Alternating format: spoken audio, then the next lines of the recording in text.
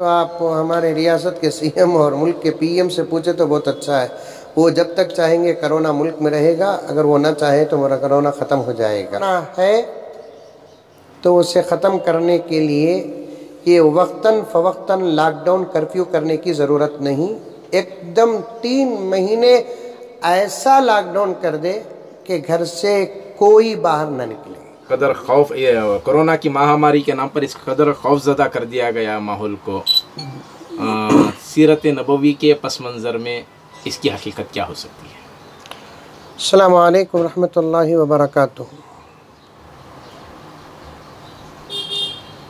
वैसे तो दुनिया के अंदर अल्लाह तबारक व तआला ने बीमारी को भी पैदा किया और उसके लिए शिफा का भी इंतज़ाम किया है, और बीमारियाँ मुख्तलिफ़ किस्म की दुनिया में आई हैं और अल्लाह तबारक व तआला ने उसके लिए दवा का भी इंतज़ाम फरमाया है। और मैंने ये बात गुज़िश्ता साल ही बता दिया कि दुनिया में बीमारी बाद में आती है, अल्लाह तबारक व तआला उससे पहले उसकी दवा को नाजिल फरमा देते हैं। और दुनिया के अंदर कोई बीमारी ऐसी नहीं है जिसकी दवा ना हो।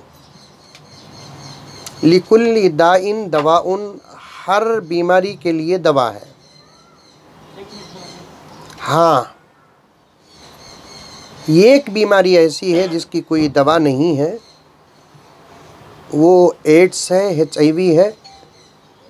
उसकी दवा इसलिए नहीं है कि वो बीमारी नहीं बल्कि अल्लाह का अज़ाब है। उसके अलावा दुनिया में जितनी भी बीमारियां हैं, अल्हम्दुलिल्लाह सुम्मा अल्हम्दुलिल्लाह उसकी दवा है। तो पैगंबर सल्लल्लाहु अलैहि वसल्लम के फरमान के मुताबिक मैं ये पैगाम बेंगलोर, रियासत कर्नाटक और हिंदुस्तान और सारी दुनिया के खौफज़दा लोगों तक पहुंचाना चाहता हूं कि करोना वो बीमारी नहीं है जिसकी कोई दवा नहीं, बल्कि करोना वो बीमारी है उसकी दवा है। बाज़ हलकों से ये बातें भी सामने आ रही हैं कि कोरोना भी एक अजाब की शक्ल में फैलता जा रहा है। वल्लाहु आलम, अल्लाह बेहतर जानते हैं ये अजाब है या बीमारी है। जहाँ तक अगर आप मुझसे पूछेंगे तो मैं अपना ख्याल पेश करना चाहता हूँ। एक तो ये बीमारी दुनिया में शायद आई थी और जहाँ है वहाँ है, लेकिन इस वक्त करोना नाम तो है लेकिन वो हमारे मुल्क भारत में नहीं है, क्योंकि उसके लिए जितने सिम्टम्स बताए जाते हैं, अलामतें बताई जाती हैं, वैसी अलामतें इससे पहले भी कुछ बीमारों को थी और उसका इलाज हुआ है। बतौर ख़ास निमोनिया के लिए जितनी अलामतें हैं वो तमाम अलामतें करोना के लिए, या करोना के लिए जितनी अलामतें बताई जा रही हैं वो तमाम अलामतें निमोनिया के लिए मौजूद हैं, इसलिए उसका इलाज है। खौफ से लोग मरते जा रहे हैं। सबसे पहले मुल्क से लोगों के दिलों के अंदर के खौफ को मिटाने की सख्त ज़रूरत है। जी मौलाना, अभी आपने बताया कोरोना का इतना नहीं है, लेकिन फिर भी कुंभ का मेला जो है, इस बार का कुंभ का मेला जो मेला लगा था, कई लाख लोग थे, उनका यकीना था कि वहाँ पर वो स्नान करने पर उनका जो भी गुनाह है वो धुल जाएगा और बीमारी भी धुल जाएगी। ये कहाँ तक सही है? देखिए, हर मज़हब के अंदर अपना कुछ अक़ीदे और अक़ीदे होते हैं और उनको अपने अक़ीदों पर पूरा भरोसा होता है, और अपने अक़ीदों पर भरोसा रखना ही धर्म की अहम और अच्छी बात होती है। कुंभ का मेला जिसमें लाखों हिंदू लोग जमा हुए थे, वो अपनी पूजा के लिए जमा हुए थे, तो फिर उनको जब रोका गया तो उन्होंने जो कहा उस वक्त वो बिल्कुल सही कहा, क्योंकि वहाँ जाते हैं लोग अपने आस्था को लेकर, अपने मज़हब को लेकर, अपने अक़ीदे को लेकर, तो उनको वहाँ से रोकना बिल्कुल गलत बात है। क्योंकि एक आदमी जिसकी पूजा करता है, उस पर पूरा भरोसा करता है, जिसकी परस्तिश करता है उस पर पूरा भरोसा करता है, लेकिन हकीकत अपनी जगह पर ज़रूर सही है। कुंभ के मेले से जो जवाब आया वो जवाब 100% सही है, क्योंकि लोगों को हकीकतों से ज़्यादा अक़ीदों पर भरोसा होता है। कुंभ के मोलने वालों ने जो जवाब दिया, अपने अक़ीदे को सामने रख कर दिया।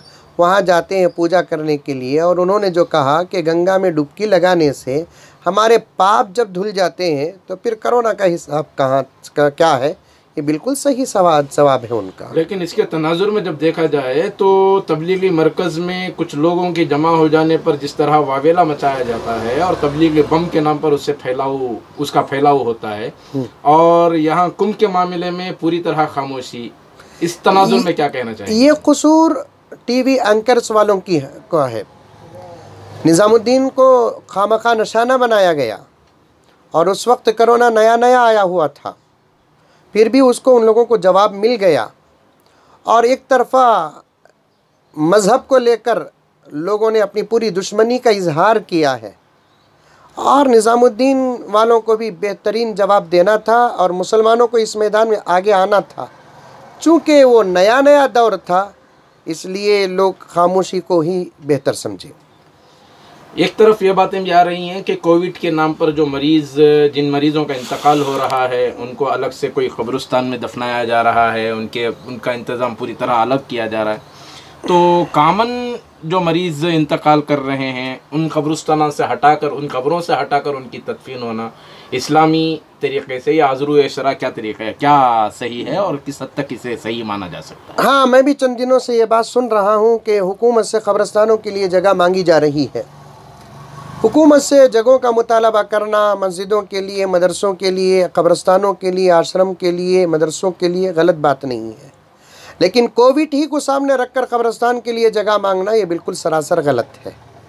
और दूसरा, मुसलमान कब्रिस्तानों में भी कोविड में मरने वाले लोगों को अलग जगह पर दफना रहे हैं, ये बिल्कुल गलत बात है। शरीयत से इसका कोई ताल्लुक़ नहीं है। आदमी जब मर जाता है तो उसके जिस्म की तमाम बीमारियां भी मर जाती हैं, और उसकी बीमारियां मरने के बाद बाहर नहीं आती। तदफीन के लिए यही कानून लगाया जाता है कि मर्द के लिए कमर तक खोदा जाए, औरत के लिए गर्दन तक खोदा जाए, ताकि अंदर का इन्फेक्शन बाहर ना आए। और कब्रिस्तानों में भी अगर इसका लिहाज रखेंगे तो बिल्कुल ये गलत बात हो जाएगी। अगर कोविड के नाम पर कब्रिस्तान में अलग जगह रखेंगे या अलग कब्रिस्तान बनाएंगे तो फिर उन मरहूमीन की और उन क़ब्रों की ज़ियारत को जाने के लिए लोग डरेंगे, और फिर वहाँ जाने का बहुत बड़ा मसला बन जाएगा। अगर अलग से कब्रिस्तान को तय कर दिया जाए कि कोविड में मरने वालों के लिए अलग कब्रिस्तान हो, तो फिर तदफीन के बाद वहाँ कोई जाएगा नहीं। अगर कोई जाकर आएगा तो फिर उसे भी टेस्ट कराना पड़ेगा, फिर उसके बारे में बहुत सारे मसाइल आ जाएंगे। मेरी और एक बात ये है कि कोविड में मरने वाले लोगों को, अगर कोविड में मरे, इस वक्त तो जो भी मरता है उस पर कोविड का लेबल लगा दिया जा रहा है, उसको आम जगहों पर अपने ख़ानदान के हलक़े में दफनाना चाहिए, क्योंकि लोग बड़ी आसानी के साथ पूरे अक़ीदे और मोहब्बत के साथ जाकर ज़ियारत करें। इसलिए कि ज़ियारत करने के आदाब में से ये अदब है कि कब्र के करीब जाकर सलाम अर्ज़ करके कुछ पढ़ना है तो पढ़कर ईसाले सवाब और दुआए मग़फ़िरत करें, क्योंकि अहले सुन्नत वल जमात का इस बात पर, अहले सुन्नत वल जमात का ये अक़ीदा है कि ज़ियारत के लिए जो लोग जाते हैं तो मरहूमीन को, क़ब्र में रहने वालों को ज़ियारत करने वालों के चलने की आहट तक सुनाई देती है। इसलिए कोविड के लिए अलग कब्रिस्तान तय करना या कब्रिस्तानों में कोविड में मरने वालों के लिए अलग जगह तय करना, ये मय्यतों के एहतराम के ख़िलाफ़ है।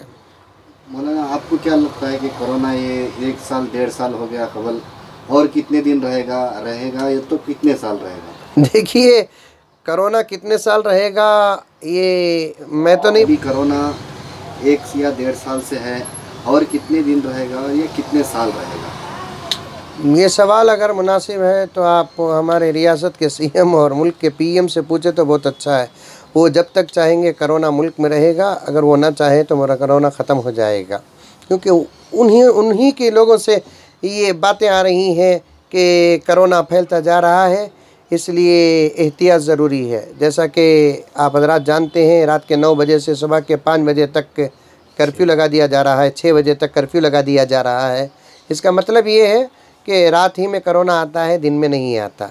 हफ्ता और इतवार को मुकम्मल बंद, लॉकडाउन कर दिया जा रहा है। इसका भी यही मतलब है कि कोरोना जी हफ्ता और इतवार को अपनी बीवी बच्चे अहल इयाल के साथ शॉपिंग के लिए निकलते हैं, लेकिन पता नहीं कि वो शॉपिंग को कहाँ जाते हैं। क्या तरीक़ाकार होना चाहिए? मैं बहुत अच्छा सवाल किया आपने। अगर कोरोना है तो उसे ख़त्म करने के लिए ये वक्तन फ़वक्तन लॉकडाउन कर्फ्यू करने की ज़रूरत नहीं। एकदम 3 महीने ऐसा लॉकडाउन कर दे कि घर से कोई बाहर न निकले। लेकिन शर्त ये है कि ऐसा लॉकडाउन करने के लिए हर घर तक 3 वक्त के खाने का इंतज़ाम करना हुकूमत की ज़िम्मेदारी है। ये अगर हुकूमत करना चाहती है तो लॉकडाउन करे। उठे बैठे कॉन्फ्रेंस कॉल्स के ज़रिए से या अस्पतालों में बैठे बैठे कर्फ्यू का, लॉकडाउन का ऐलान करना गरीबों की रोज़ी रोटी के साथ मजाक करने के बराबर है। वह हिंदू हो कि मुसलमान हो, अगर वो गरीब हो तो उसकी आह लगने में देर नहीं लगती। और ये समझ जाना चाहिए हुकूमत के ज़िम्मेदारों को। रोज़ ताज़ा रिज़्क़ ताज़ा कमाने वाले इस वक्त जो परेशान हैं, उनकी परेशानी को महसूस करने की सख्त ज़रूरत है। इसलिए मैं चाहता हूँ कि इस लॉकडाउन को और कर्फ्यू को ख़त्म कर दिया जाए। क्या पैगाम देना चाहेंगे मिल्लत के नाम? मैं मिल्लत ही के नाम नहीं बल्कि पूरी इंसानियत के नाम ये पैगाम देना चाहता हूँ कि सबसे पहले अपने दिलों से कोरोना का खौफ निकालिए। आदमी के अंदर खौफ से बड़ा जहर कोई नहीं है। कोरोना का खौफ निकालिए। जहाँ तक एहतियात का मसला है, एहतियात के उन्वान पर इस्लाम जितना कहता है शायद कि कोई और धर्म और मज़हब कहता है, मुकम्मल एहतियात में रहिए। रातों में जल्दी अपने घर को चले जाएं, इबादतों में लगे रहें। इबादत वाला महीना है, खूब दुआ करते रहिए। रमज़ानुल मुबारक की दुआएं 100% कबूल होती है। वक्त आया है हमारे हाथ कि हम रमज़ान की दुआओं को सारे आलम के सामने बताने का। हम दुआ करके इस महामारी को, ये कोरोना है या नहीं है, इसे ख़त्म करके दुआओं के ज़रिए से सारी दुनिया को बता सकते हैं। ख़ास तौर पर मिल्लत इस्लामिया से मैं गुजारिश करना चाहता हूँ, बाहर खामखा निकलने का माहौल न बनाए, एहतियात में रहे, मास्क का इस्तेमाल करें, ज़िक्र में रहे, अपने गुनाहों की माफ़ी चाहते रहें, नमाज़ों की पाबंदी करते रहें। मस्जिदें अगर बंद होती हैं तो इसका मतलब ये नहीं कि नमाज़ें माफ़ हैं। अगर मस्जिदों में तरावी का इंतज़ाम नहीं है तो फिर तरावी माफ़ नहीं है।